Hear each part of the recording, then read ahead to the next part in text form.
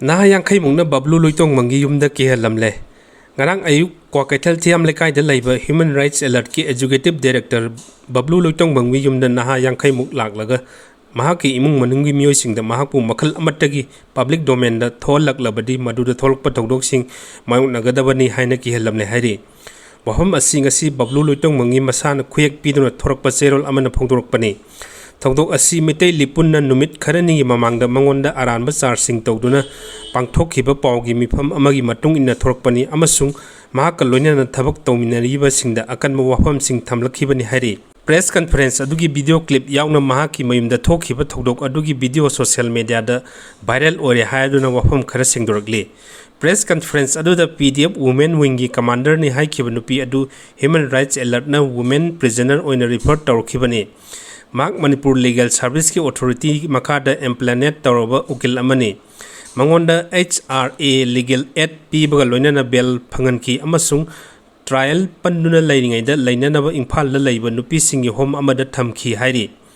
Mahak Norway citizen ni Amasung Burma Buddhist origin ni. Adubu Mahak Sin Natraga Christian Nate.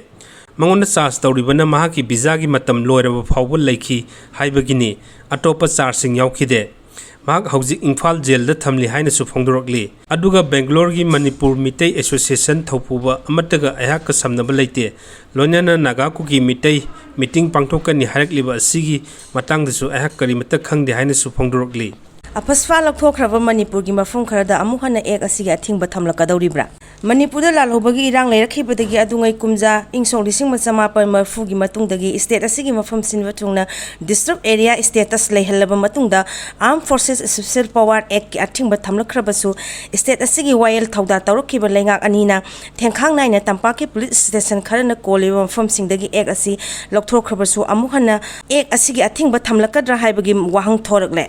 hiram asigi matangda leibak asigi maming leiraba pause di Hindu na tawrakhiba report amada Center amasung state na Manipur da AFSPA gi stop review tawragani haiba wafam phongdoragle report asina makhata na hai kangluk masengi irang makha chatharakpana Center amasung Manipur lengang na Northeastern state asida AFSPA gi stop review tawragani hairi ek asi Manipur da tha taruk ki oina sangdok handuna leirakkhibado haujik chaliba tha asigi kunthra da tha taruk amagi matam loiragadabani hairi adum oina mag report asina Manipur gi ahen ba mafum kharada AFSPA chana hanbagi matangda di union lengang amasung state lenga ki tonga mamiyeng sing lainari hairi NPP na bire lenga sogatpa sogataba Guwahati gi mifom da khanglagani Manipur da hauji lairiba Chief Minister N Bire na lusingba lenga asina National People Party NPP na sougatkhidra natraga sougaloidra haibagi sapchaba phireb lagleba September 23 ta Guwahati da pangthokadouribra party gi meeting na khanglaba yai Manipur da hokiba sahi lisingani kulhumdoi gi May 3 dagi haurakhiba irang asina maram oiduna mihan mipun thoktuna haujik fawda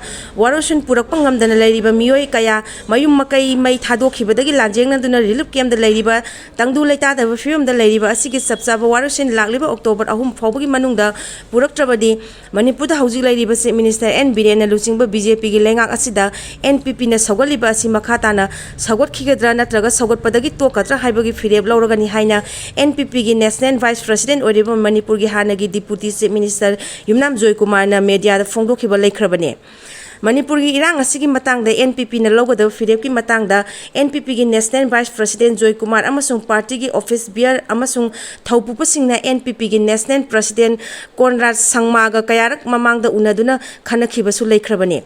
Sangai Express na phangba pawgi likhun amana Manipur da hauji oriba irang asigi matangda NPP na mamangda media gi thongda party asina Manipur da BJP lengak ta support tawduna punna saminakhigadra haibagi phirep chaliba sahi lisingani kunmari gi October 3 fawbagi manungda khanglagani haina phongdokhiba wafum adugi matung ina lagliba September 23 ta Guwahati da NPP gi National President Konrad Sangma preside tawduna Manipur gi hauji oriba irang amasung party na logodaba sapsaba phirep ki matangda mifam thongnaba sem sakre September 23 ki ayuk pung 13 tabadi hauduna Guwahati gi hotel Radisson da pangthokadoriba mifam aduda Manipur da lairiba NPP gi MLA tariat amasung state unit ki thaupuba office bear sing state executive ki members sing amasung haukiba assembly mifam da party gi ticket ta mirep oikhiba pumna mangna sungsoi soidana laktuna saruk yananaba NPP gi president Konrad Sangma na masa da aiba zerol thaduna khanga lakre haina Sangai Express na phangba pawge likhun asina hairi